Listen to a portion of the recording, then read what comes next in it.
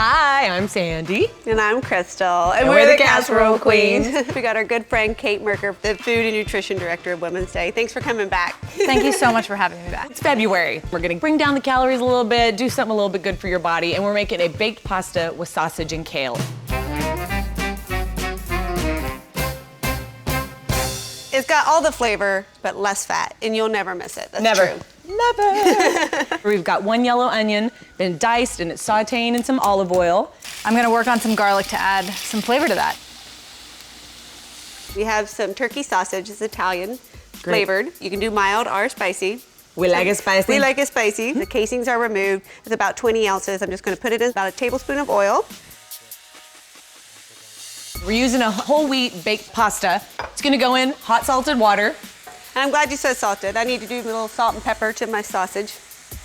And we're starting our sauce here, so if you could grab me a tablespoon of flour, that'd be great. I can do that.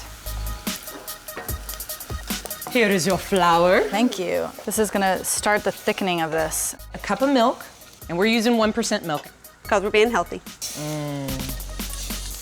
Well, you can use any kind of kale that you find in the market. And this happens to be Tuscan kale, but all kale have ribs. And so sometimes when they're this small, you can leave them in. But in other pieces, they'll be a lot thicker. Fold the leaf in half, and then just rip out the rib. The last one's good. And then try to kind of just stack all these guys up. Like a big old cigar. Like a big old cigar. And then we're just at like 1 inch pieces.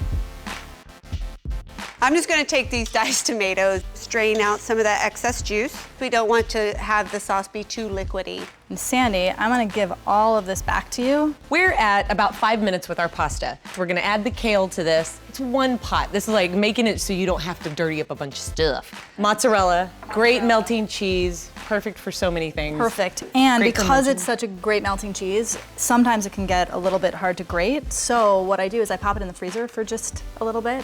Gets a little harder, much easier to grate. Well, now that our sausage is getting really nice and brown, it's about time to add in the tomatoes. We've used a Italian spice tomato blend. Just because we already have the hot Italian sausage, might as well just marry up those flavors. 1/4 teaspoon of red pepper flakes. Just give it a little bit more kick. All right. Woo, facial. Anybody want in? Looky, looky, looky. Oh, so lovely. So lovely. Start with our sauce. Let's do it. I will scrape.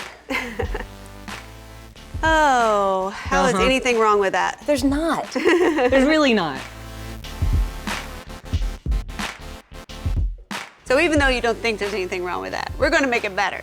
We're gonna keep adding a layer of flavor. We're gonna put this lovely sausage tomato mixture in there and just kick it up another notch. Cheese. Do Cheese it. number 1. Make it cheesy. Yay.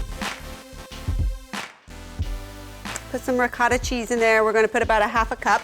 And again, this is part skim, just like our mozzarella. The other thing about this ricotta cheese is that it really does smooth everything out, make it nice and creamy and just really decadent.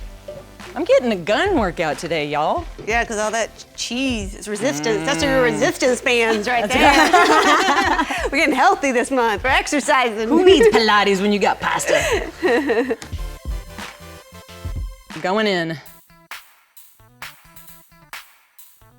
A little Parmesan cheese. It's gonna get really nice and golden on top of all of this as it cooks. And that's gonna cook at 350 degrees for about 20 minutes. And we have a saying at the Casserole Queens, put some lovin' in your oven, and that's exactly what we did today. It's all super great. We got some kale in there. Got the great whole wheat pasta. Check this recipe out. It's on stands now in the current Women's Day issue. February, cold outside. Recipe is below. Be sure to check it out. Crispy on top, but nice and juicy in the middle. With the addition of the kale and the sausage, I think this is actually an elegant meal. And you could actually serve this on Valentine's Day to your honey. Aww. Cheers, girls. Cheers. Kate, we love you. Come back anytime. I look forward to it. Any and all the time. I bet you'll be back next month.